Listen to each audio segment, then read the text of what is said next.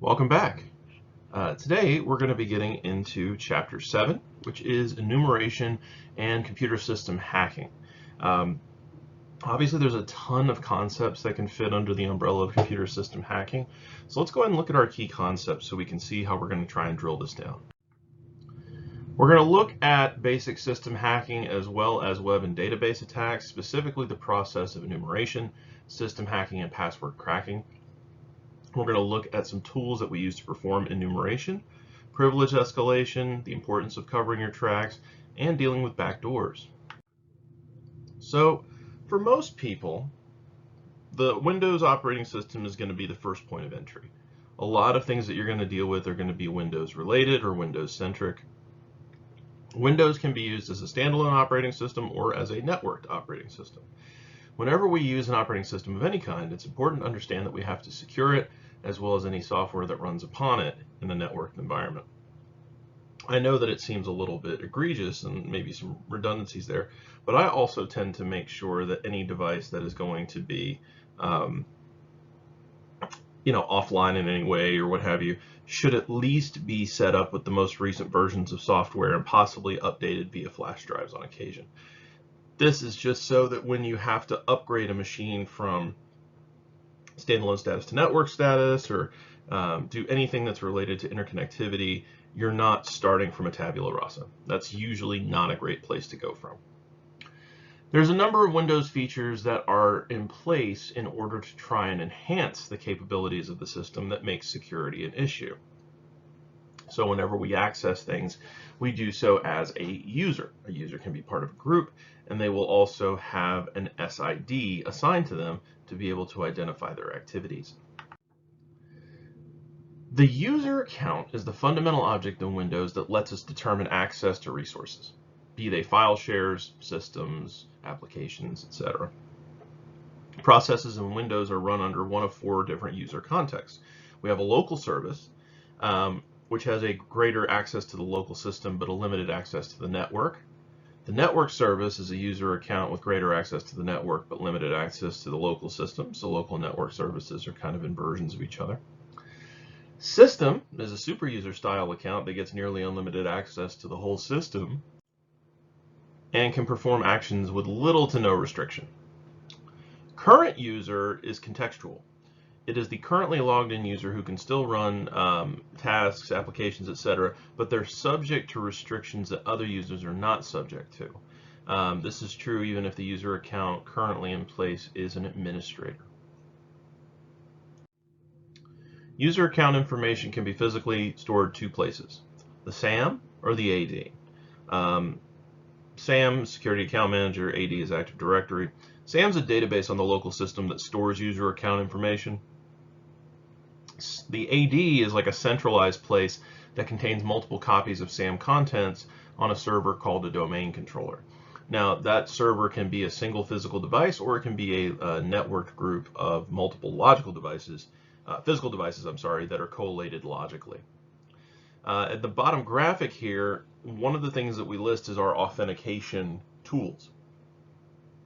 So all the way back in Windows for Workgroups, which would be like Windows 3.1, we had what was called the LAN Manager, or LM, LANman.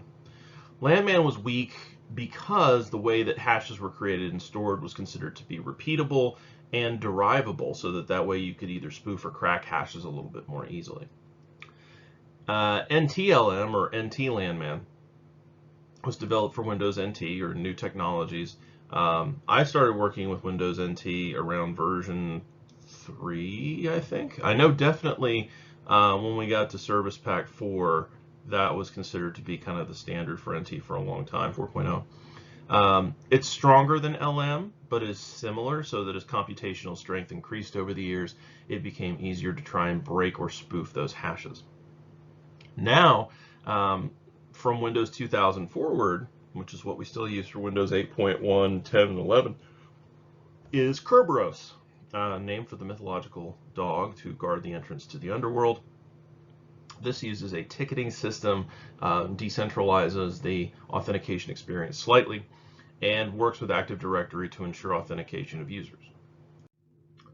Windows Groups are collections of users, as I pointed out a couple slides ago, and they allow us to grant access to resources in a simplified way. If we hire Alice, Bob, Charlie, and David, and we know that Alice, Bob, and Charlie are all part of the accounting department, we know that we can have a set of rules that are specific to people who work in that department. We can hand them those permissions as needed, and we can assign them all at once, rather than going through individually.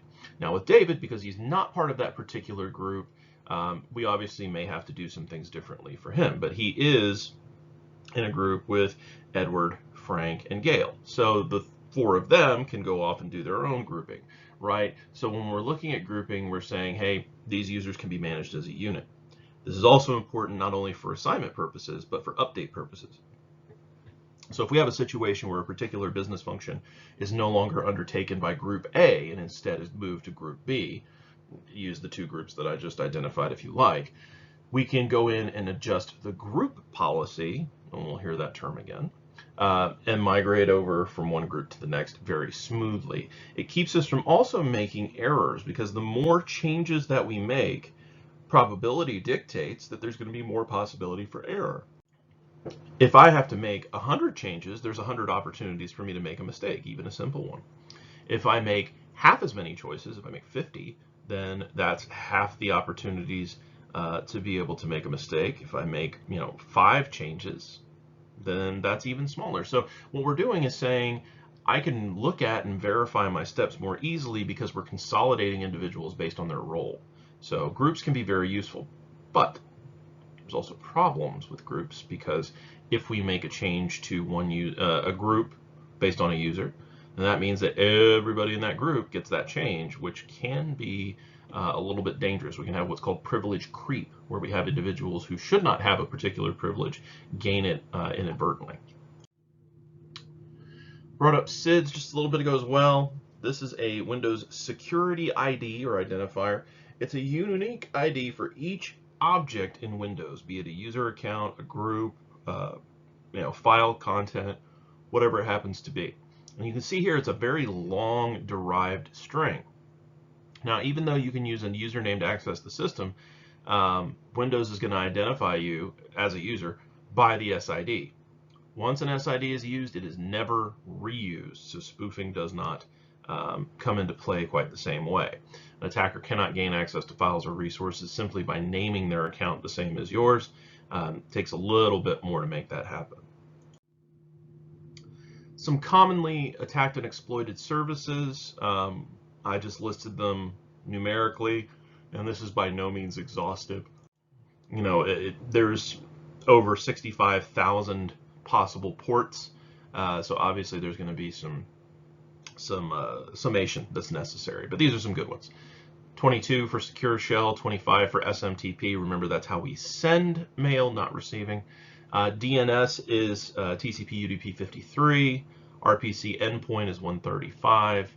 SNMP trap is 162. That's where we're going to have those sinkhole receipts. 445 for SMB over TCP direct. SMB is for small message block. SNMP, Network Message Protocol, is going to be 161. LDAP is 389. ISACAMP and IKE for working with distributed key infrastructure and things like that, over 500. And then Network File System, or NFS, over 2049. So there's a lot of them. 3389 for remote desktop. There's quite a few that'll come up over and over again.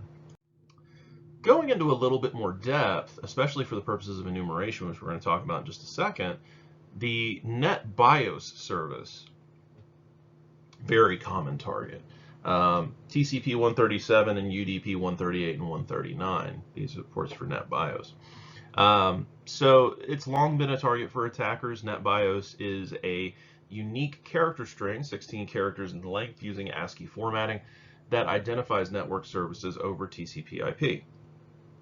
Now, BIOS enumeration in this way can obtain domain user lists, network share lists, policies, passwords. NetBIOS name resolution is not supported by Microsoft for IPv6. So that means this is exclusively a province of TCP IP version 4, IP version 4. We said 16 characters in length, so those 16 characters are comprised of 15 characters for a name, and then 16th is reserved for the service type or the record type. So just some examples of things that we would see. It would, like, for a host name, it would be code 00, or it could be the domain name. It depends on whether or not it's a unique string or a group string. Messenger services, either local or logged in. You can have master browser names. One of the ones you'll really want to look out for is code 1B. This is a unique code. It is the domain master browser or principal domain controller for a named domain. So NetBIOS is a way that we can actually list out several services independently very quickly. I always point out that the older protocols or the older formats that have been carried over from older version of Windows are always going to be the most vulnerable. And this is because we have an issue with the system having to maintain compatibility for older services, which means that any security related to those services has to be kind of strapped on top. And as we've talked about before, security cannot be strapped on top. It makes it a little bit too difficult to maintain in certain cases. So there's always going to be that danger of somebody being able to slip in under the radar. So I mentioned enumeration when we were just talking about NetBIOS. Enumeration is the concept of we need to figure out specific information about a system, so we dig into it.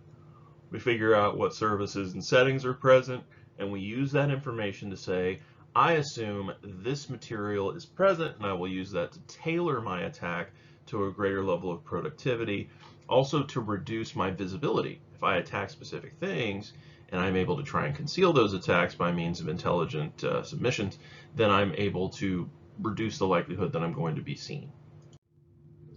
Enumeration tends to produce items like user accounts, group settings, who belongs to which group, application settings, service banners, audit settings. So things that we'll talk about are enumeration via null session, SN scan, netbtstat, and superscan, just for some examples. Obviously, there's a ton of different tools here, which I will give you in just a second. So to perform enumeration, we need to start with a list of hosts. So we'll go ahead and scan the network. We'll get some hosts that have some open or active ports, and then we'll take some tools and crack them open. So Sparta is a GUI network infrastructure tool that was authored by SecForce. It's available within Kali Linux. Most of these are going to be available in Kali. Sparta automates scanning, enumeration, and vulnerability assessment processes into a single tool. It also includes a brute force tool for cracking passwords. Enum for Linux, this is written in Perl. It's essentially a wrapper for the tools SMB client, RP client, net, and NMB lookup. So it allows us to enumerate information for Windows and Samba systems. Samba is a format that we use. It's a format client to be able to communicate between Windows and Linux systems. So if you set up a share between Windows and Linux, it's traditionally going to be using Samba. This means that Samba is a dependency for enum for Linux. So if you download enum for Linux, if you go in and do sudo apt-get for that, you're often going to have to download those additional components. So just be aware. Whenever you see that, that is often going to be a quote-unquote dependency that you have to set up. The harvester. This is a command line tool that's included in Kali. Just like enum for Linux, it's a wrapper for the largest part. Wrapper, when we get into malware, we'll talk about a little bit more, like dropper and encryptor and things like that. But it is an enclosing program for a number of different search engine requests, API calls for those search engines. It's used to find email accounts, subdomain names, virtual hosts, open ports and banners, as well as employee names related to a domain from different public sources. So it might pull from standard search engines. It might also pull from what are called key servers for PGP, pretty good privacy. So that distributed service, they can actually pull those key servers to try and find different information related to an individual. So if you put in, Nadia Satella from Microsoft, his information is going to come up related to a number of things in the harvester, because they'll just go ahead and do a public search, and they'll do some permutations of the name. SNMP walk is an application that uses SNMP get next requests to query an entity on a network for a tree of information. When I say tree, it's just a branching hierarchy of, starting from this origin point. Let's see how many levels we can dig down and spread out, and we get a nice representation of what this person, what their presence is. Or the object. It doesn't have to necessarily be a person. I got too specific. We also have two very close tools here with SID to user and user to SID. So security identifier to user and user to security identifier. These are a pair of tools used for Windows systems that let us query the SAM and to find out a SID value for a given account name and vice versa. Now, the reason that this tool isn't quite as dangerous is because remember, you can't just rename an account and spoof a SID. There's some other pieces, but that's a pretty good start to be able to identify activity for a given user or things like that. Null sessions. Null sessions are a feature in Windows that give access to certain types of information across the network. Null session occurs when a user attempts a connection without providing a standard username and password. Now, this type cannot be made to just any Windows share, but it can be made to what's called an IPC, or an inter-process communication for an admin share. In normal practice, null sessions are designed to let connections between systems activate and to allow a system to enumerate processes and shares on another. And this is to basically be able to identify whether or not a particular target is receptive to, are you open on this port? Is this service running? Can I access?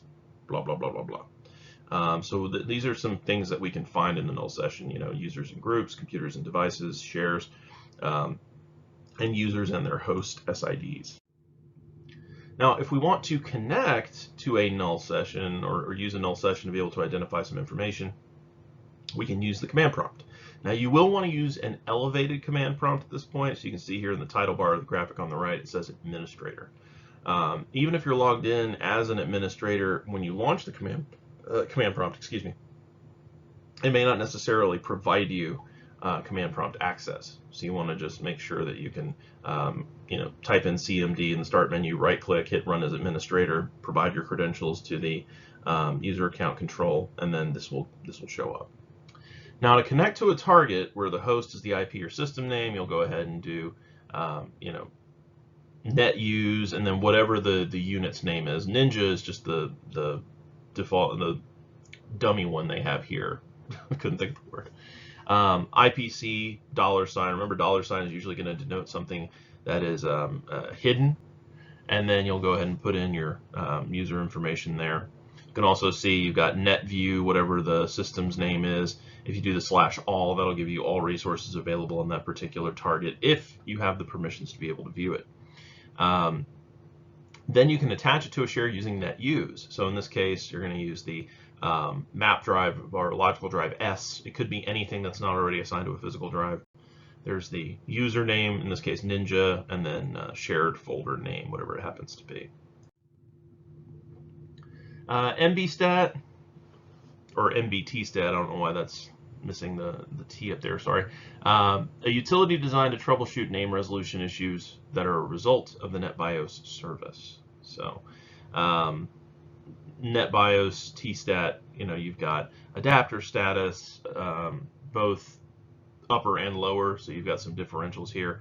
Lowercase a returns your table name and MAC address if we're dealing with just the name. If we have a target IP address, then we get the same information. Caching, name tables, resolutions, and then different types of sessions. Interesting thing to note that it is a case-sensitive switch, so it just depends on whether or not we're specifying a name or an IP. A tool we may see on occasion. This is a little bit different because with SuperScan, this is no longer being maintained. I believe we talked about this in a previous lecture. It's a tool that can perform port scanning, but can also be used to run enumeration. So you can see here, if we go to the Windows Enumeration tab, type in the address and hit enumerate, we have a different set of rosters of things that we can actually have it pull up. Angry IP Scanner. It's great for multiple steps in early phases. It's open source, and I believe Angry IP is still being maintained. SNMP and SNScan. SNScan is the tool. So SNMP is simple network management protocol, consists of a manager and an agent. If you look down there at the bottom, you can see the managers and agents being able to talk to one another. Agents are on each device, and then a manager is on a separate computer. In order to access and configure agents from the management station, there are two passwords presented. First one is the read community string, which is public by default and allows us to view system and device config. There are certain aspects of that that are public. And then the read write string, which is private by default, which allows us to edit configurations remotely. So as you can imagine, that is a lot of potential power to be able to remotely edit a device if you have the appropriate string. These strings can be used to extract information about a device, such as their network resources, identities, ARP tables, routing tables, traffic. So lots and lots of info. If you've got ARP tables and routing tables, you can control a lot of network functionality that's there. Now with an agent, this string, whatever it is, if you're dealing with the read or the read write, is going to be stored in the local management interface base, or information base, excuse me, MIB. The MIB is going to store those strings, which will then be hashed against the manager string that's trying to perform a particular resource adjustment. So SNScan is designed to detect devices based on these input scans. They're trying to figure out what's using SNMP at that point, what may be vulnerable based on the availability of their strings. It'll look for things like UDP ports 161, 193, 391, and 1993. And it looks for standard or user-defined community names that may have already been breached. LDAP, usually used for email. Lightweight directory access protocol. It's great for distributed directory services. It gives us organized records, usually in a hierarchical form, to find out things like usernames, locations, departmental details, physical addresses, contact numbers. The example I give you here on the right is Softera. Softera has an LDAP administrator program, and it gives you a number of ways to be able to identify different what are called CN records for an individual. Connects to the directory client via TCP 389 and sends a operation request, and then information is sent between the client and server using what's called BER, or basic encoding rules. Again, this is an example of where we have kind of an older Windows protocol, or an older just OS protocol that has been layered and layered and layered over the years with newer functionality, but still has the same manipulable base operation.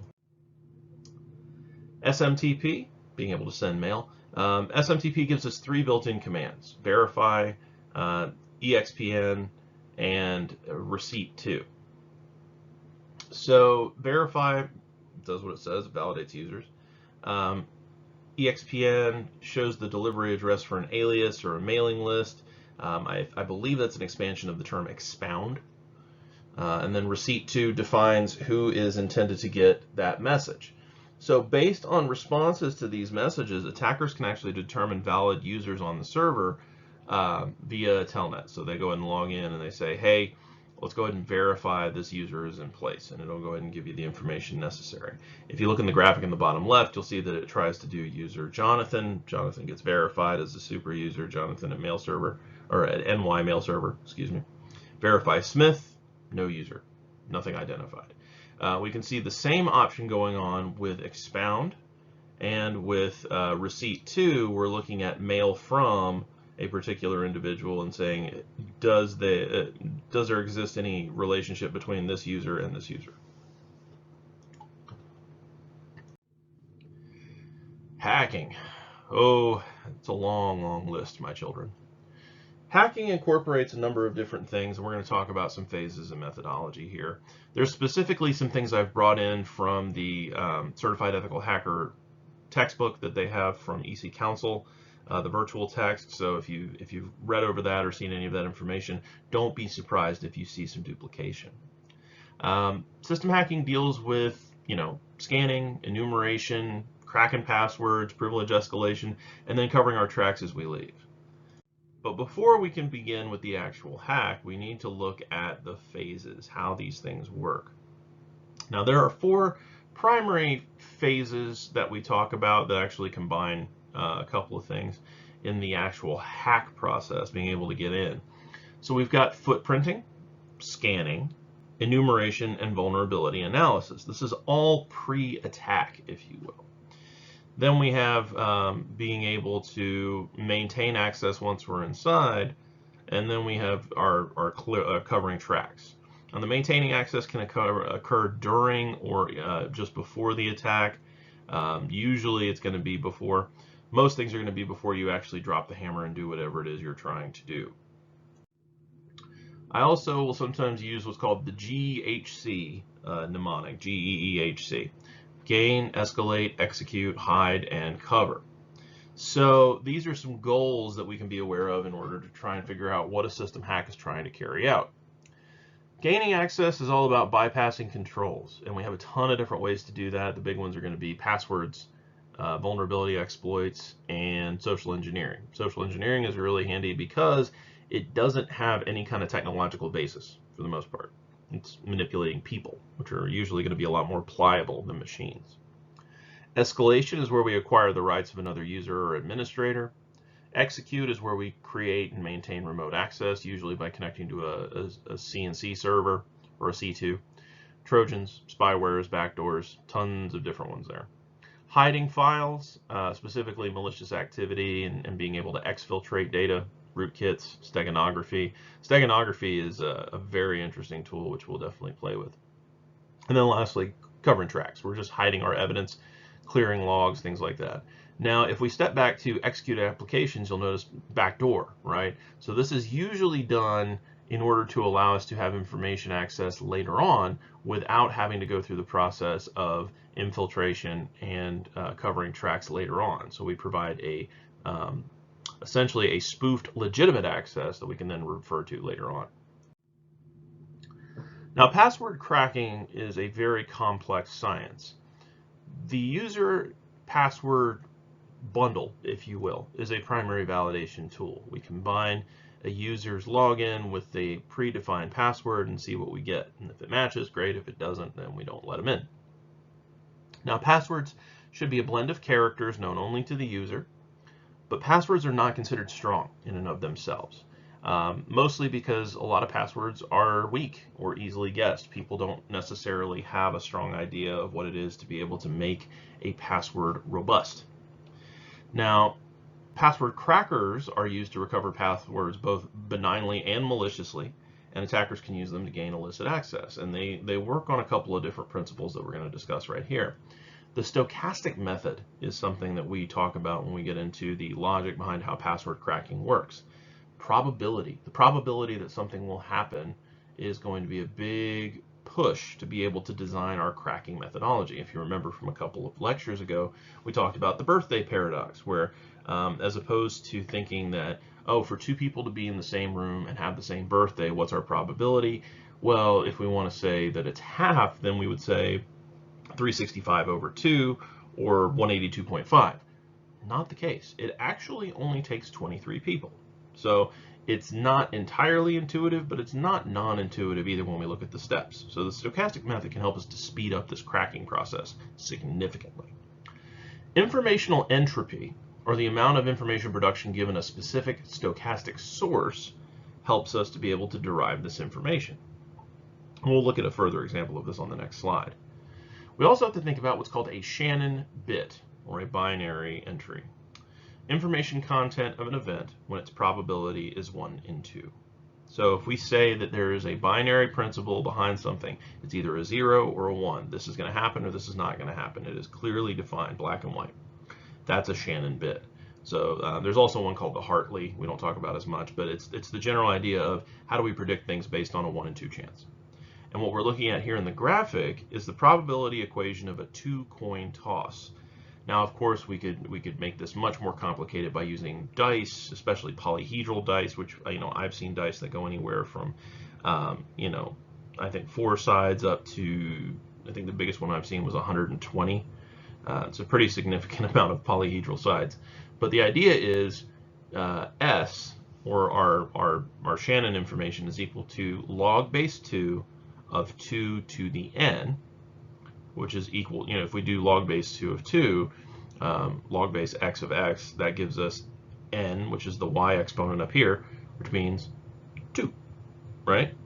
So what we're saying is we have 4 outcomes with 2 bits of entropy.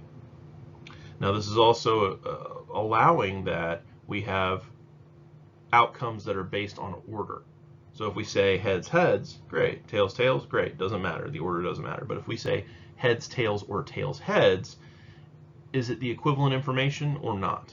In some cases, people would say it's only 3 outcomes because outcomes 2 and 3 are essentially equivalent. Now this is a frame from a webcomic called XKCD, which if you have not looked it up, there's a lot of fun tech jokes and stuff in there. This is one of the older ones. This is comic number 936. This is talking about password strength and weakness. So let's take a look at the first panel, troubadour and 3. We're using the word troubadour, which is an uncommon, non-gibberish base word. Now, there are some things that are modified. We have inconsistent capitalization, common substitutions, what we would call leet speak, where we substitute O's and zeros, 3's and E's, 4's and A's, things like that. And then we have punctuation, special character, and then we have a numeral.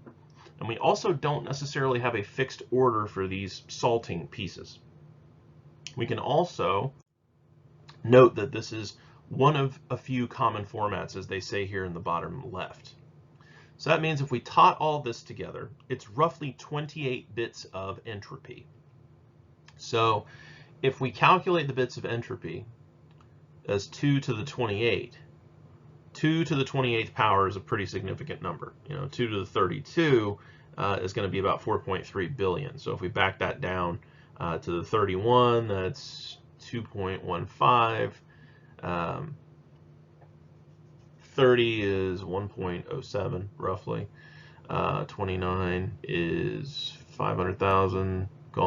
So about 250,000 being generated, about 256,000, somewhere around there. It would take, at 1,000 guesses per second, 3 days to carry this out. Now this is plausible on a weak remote web service, and obviously when this comic was written, the computational capacity of a home machine is a little bit different. Difficulty to guess, computationally speaking, pretty easy, especially now if we have massively parallel computing that we can do with things like GPUs. Now for a human being, we're sitting there going like, okay, I used a non-common, non-gibberish word. I substituted one of the O's for a 0. Which one? Because there's more than one. Certain words have different spellings. There was a symbol. It's hard for us to remember the organizational structure of how to put it together. So the better idea is to make what we call a passphrase. Instead of remembering this complex list of items, and there's a threshold for it where human beings can only remember about 7 items in sequence plus or minus 2. Long and complex passwords are different to memorize. We need different passwords for different accounts. So let's instead say a passphrase: correct, horse, battery, staple. Now for each of these, I don't know how the author calculated this, but we can see that each one has about 11 bits of entropy attached to it, so that gives us 44.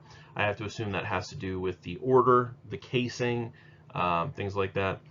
Another thing that you could do to try and insert some greater complexity to this is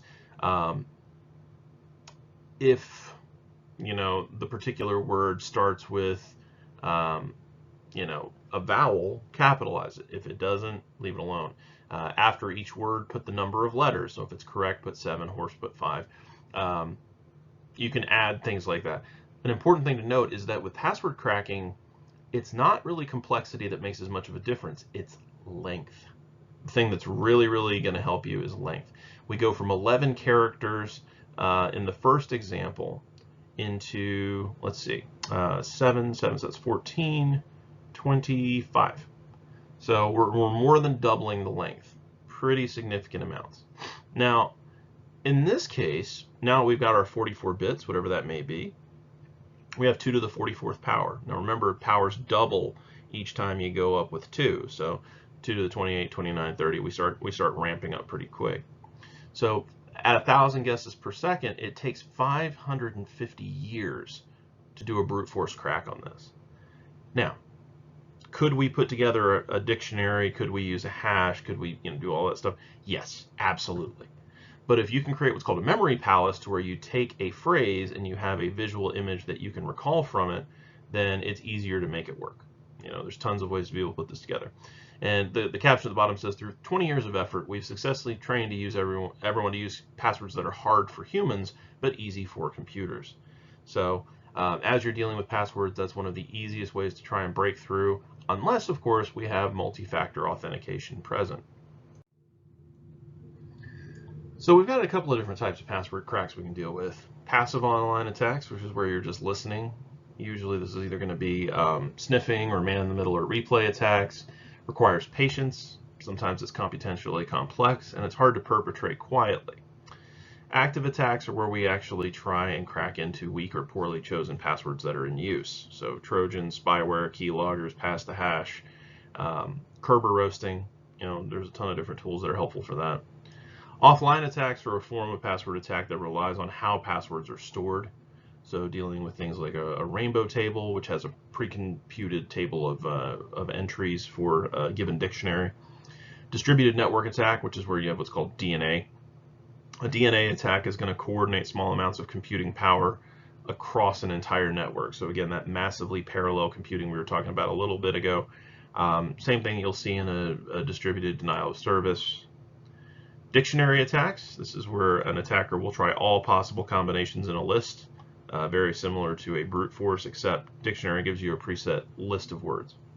Hybrid attack is where you have a dictionary attack to start with, and then it moves to a second phase using alternate characters and symbols. So hybrid attacks allow you to combine different features.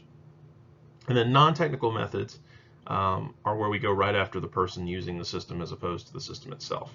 And it can be incredibly effective. Some examples of non-technicals that we would see would be things like shoulder surfing, like literally peeping over someone's shoulder. Keyboard sniffing is where you have a keylogger installed either physically through hardware or through software. Social engineering is trust manipulation, so pretending to be a system administrator or help desk person, trying to use conformity or enforcement techniques. Users tend to be trusting and people tend to want to be helpful, so social engineering is highly effective. Dumpster diving is literally looking for stuff in the trash. So you might find, recycling or on somebody's desk, or, an old flash drive that somebody's tossed out. Ton of different materials that can be available from trash that's being tossed out.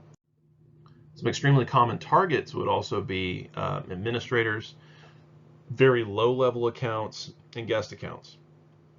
Now, obviously, why would they be going after both ends rather than something in the middle? Well, an admin account obviously is going to have a huge amount of pull. They're also, because they can sometimes be used across multiple people if they're set up incorrectly, may have kind of a generalized password that doesn't change frequently or is computationally derived from some algorithm that can be breached or similar. Lower level accounts tend to not have as much monitoring on them. Guest accounts definitely don't. We can then use what's called pivoting or lateral movement to migrate into another account that's at the same rough level of permission. And then we use vertical movement to be able to move upwards into greater levels of control. So privilege escalation is where we will try and increase. That's that vertical movement I just mentioned. We get fewer restrictions, increased access. So things we might use would be things like active at, password changer, Trinity Rescue, ERD Commander, Recovery Console.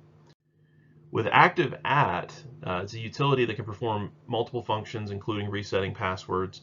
You can change the password of a targeted user to a set account that you design as the attacker. Now you do have to gain physical access to the system, at which point the system can be rebooted from a live USB or DVD. Trinity is a Linux distro designed to run from a live CD or USB. This is an example of the menu here, so you can see there's a ton of different functions. You can have, cloning, password resetting, virus scanning, packet sniffing. Very powerful rescue materials that are already scripted in. Doesn't require much that you need in terms of knowledge to be able to use it. A lot of it will give you the way to do it just from selecting an output and being able to fire off whatever command you need. Now, after we escalate privileges, placing a backdoor on a system lets us come back later. We mentioned that already. Some reasons for planning this would be we need to be able to provide future access, we want to execute a Trojan horse, or we might be placing a rootkit to be able to carry out a different type of attack. To install a backdoor, we go ahead and run an application remotely through something like PS Tools. So PS Tools is a suite that includes PS Exec, which is designed to run commands interactively or non-interactively. It doesn't require installation in order to work. It can run in memory. So we've got tools like PS File, PS Get SID, PS Kill, PS Info, PS List, Log List, Password Shutdown, Log On, etc. If we use PS Exec, we can do a couple of different things. So let's say we have a system called Zelda. If we wanted to launch an interactive command prompt, just do PS Exec double-back Zelda CMD. That'll allow us to execute that command. If we do IP config, we can obviously find information about that local machine's IP configuration. Rootkit copying, we go ahead and do -C for copy, and then we have whatever our file is. -U to set user as administrator, -C for rootkit.exe to be able to remotely run it as a system admin. A ton of tools here. Rootkits are designed to alter system files and utilities, how things are logged, how things perform on execution. Root access allows us to install things, be able to place Trojans, launch ransomware, be able to hide the evidence of our carryout, monitor traffic, redirect outputs, block logging. So rootkits are highly dangerous, but they're also highly visible until they're executed. So it's always important to make sure that your system is well patched and that you have strong antivirus coverage there, anti-malware as well. Speaking of other types of covering tracks, we have disabling auditing to be able to prevent the visibility of activities from being found out. Data hiding using alternate data streams, file attributes, etc. So how do we defend against this? Well, let's start with the protocol stuff. With SNMP, turn off the service if you don't need it. Restrict any null sessions. There are group policy options specifically for handling SNMP. For DNS, use a registrar that offers HInfo hiding or secure DNS registrars. DNSSEC can be implemented. Disable zone transfers to any host that's untrusted, which means it's not part of your known trusted host lists. For LDAP, you can use secure socket layer or start TLS to encrypt your traffic. And there's tons of different authentication mechanisms that are available. We talked about, obviously, NTLM and Kerberos. We can tie those into LDAP pretty easily. With SMB, if you don't need it, turn it off, of course. Disable the ports or make sure that those ports are filtered through some kind of control session like a DMZ. Disable anonymous access with the Windows registry entry. Restrict null ses access key. That's another one. So there's a couple of different ways that we can be aware of null sessions that are not being monitored so that they can't be used to carry out enumeration or other aspects of the preliminary or active hack.